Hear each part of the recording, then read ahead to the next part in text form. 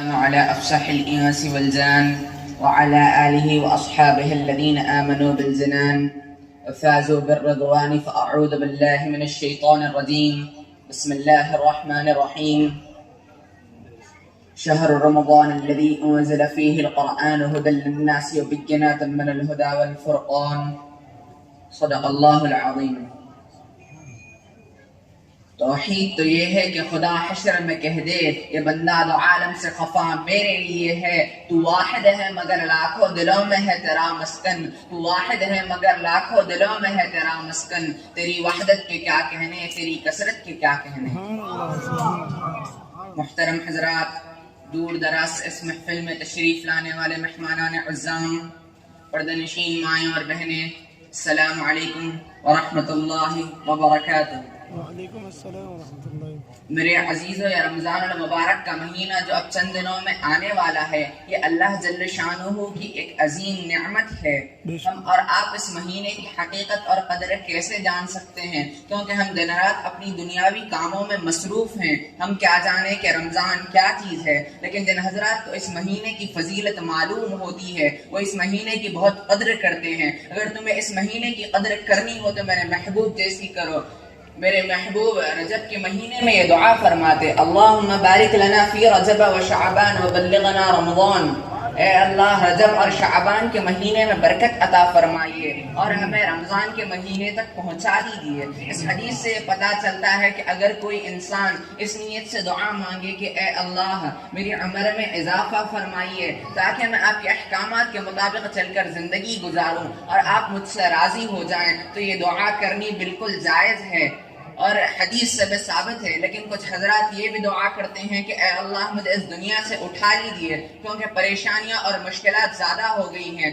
تو میرے نبی نے ایسی دعا کرنے سے منع فرمایا ہے، کیونکہ جب ہم قبر میں جائیں گے منکر نکیر سوال کریں گے، من ربو کا، تمہارا رب کون ہے، من دینو کا، تمہارا دین کیا ہے، من نبیو کا، تمہارا نبی کون ہے۔ اگر ہمارے پاس سینے میں ایمان ہوگا تو ہم اس کا جواب دے پائیں گے، ورنہ نہ دے پائیں گے۔ اب دنیا میں تو کہنا آسان ہے کہ ہمارا رب اللہ ہے، ہمارا دین اسلام ہے اور ہمارے نبی امام الانبیاء نور مجسم محمد عربی صلی اللہ علیہ وسلم ہے، لیکن اگر ہم خبر میں نہ کہہ پائیں تو پھر ہمارے اوپر قبر کا عذاب شروع ہو جائے گا اور پھر ہماری قبروں کو تنگ کر دیا جائے گا۔ تو حضور نے ایسی دعا کرنے سے منع فرمایا ہے۔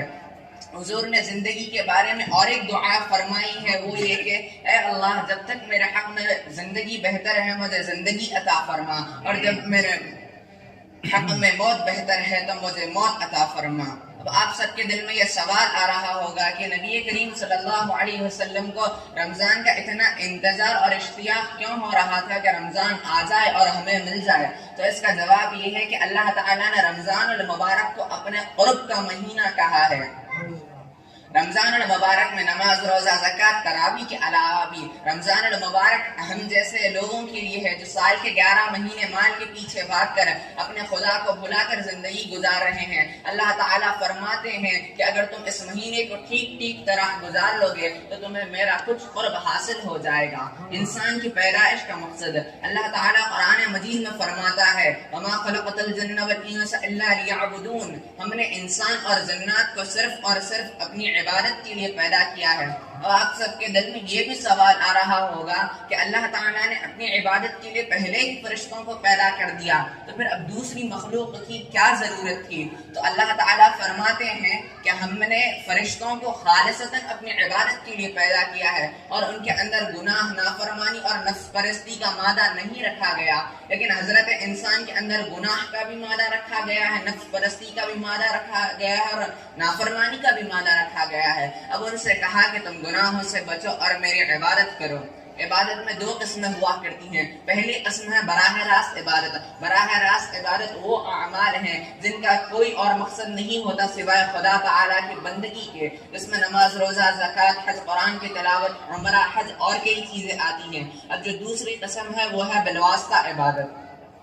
بالواسطہ عبادت کچھ اعمال ایسے ہیں جن کا اصل مقصد تو کچھ اور ہے، جیسے دنیاوی خواہشات اور ضروریات کی تکمیل، لیکن اللہ تعالیٰ نے اپنے فضل سے مومن سے یہ کہہ دیا ہے کہ اگر تم اپنی تجارت کو، اپنے ملازمت کو اور اپنی زراعت کو شرعی حدود میں رہ کر اور ہمارے بتائے ہوئے احکامات پر رہ کر گزارو گے تو ہم تمہیں اس پر بھی اتنا ہی ثواب دیں گے جتنا کہ تمہیں براہ راست عبادت پر ملتا ہے۔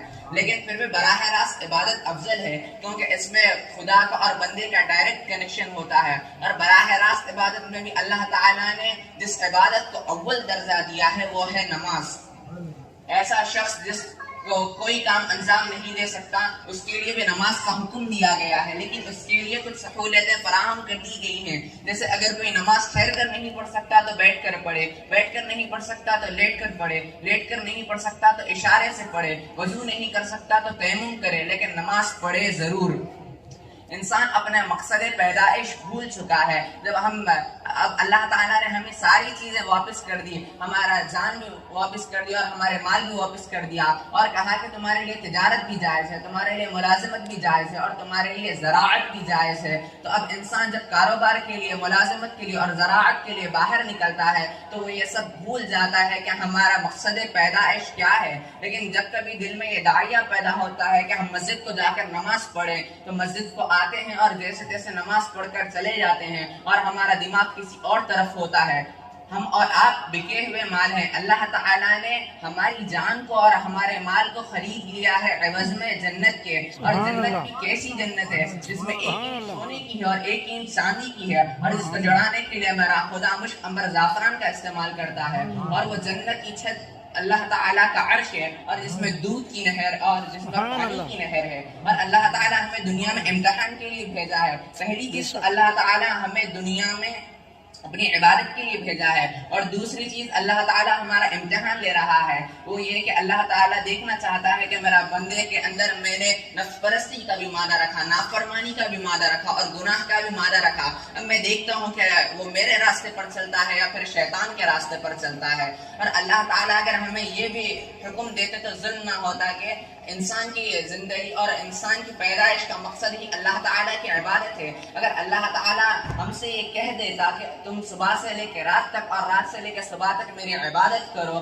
تو اس میں کوئی قباحت نہیں، اور ہمارا مقصد پیدائش خدا کی عبادت ہے، اور ہمیں اللہ تعالیٰ کہہ دیتا کہ صبح سے لے کے رات تک اور رات سے لے کے صبح تک تم میری عبادت میں مشغول رہو، اور جہاں تک کہ دنیاوی ضروریات کی بات جیسے کھانا کھانا، تو ہمیں تمہیں کچھ وقفہ فراہم کرتے ہیں جس میں تم دوپہر کا کھانا اور رات کا کھانا کھا لو اور پھر اپنی عبادت میں مشغول ہو جاؤ، تو یہ بھی حکم ہم پر ظلم نہ ہوتا، کیونکہ ہماری مقصد پیدائش خدا تعالیٰ کی عبادت ہے، خدا تعالیٰ کی عبادت ہے۔ حضرت حافظ صاحب جیسے فرماتے ہیں کہ رمضان کا استقبال کیا ہے؟ رمضان کا استقبال یہ ہے کہ ہم اپنی روزمرہ کاموں میں، جیسے تجارت میں، ملازمت میں، زراعت میں کون سی چیز کو مؤخر کر سکتے ہیں اس کو مؤخر کریں اور وہ وقت عبادت میں صرف کریں، اور ہمیں رمضان آنے سے پہلے گناہوں سے بچنے کے لیے کثرت کرنی چاہیے، وہ ایسے کہ ہم بدنگاہی اور بد نظری سے بچنا چاہیے۔ ہم روزہ تو رہتے ہیں اور حلال کھانے کو چھوڑ دیتے ہیں، لیکن ہم روزے میں کسی کو گالی دیتے ہیں، یہ حرام ہے، تو ایسا کرنا بالکل ناجائز ہے۔ دعا فرمائیے کہ اللہ تعالیٰ ہمیں کہنے اور سننے سے زیادہ عمل کرنے کی توفیق عطا فرمائے۔ میں اپنی تقریر کو اس شعر پر ختم کرنا چاہتا ہوں، کیونکہ ہم حضرت حافظ صاحب کا خطاب سننے کے لیے ادھر بیٹھے ہیں۔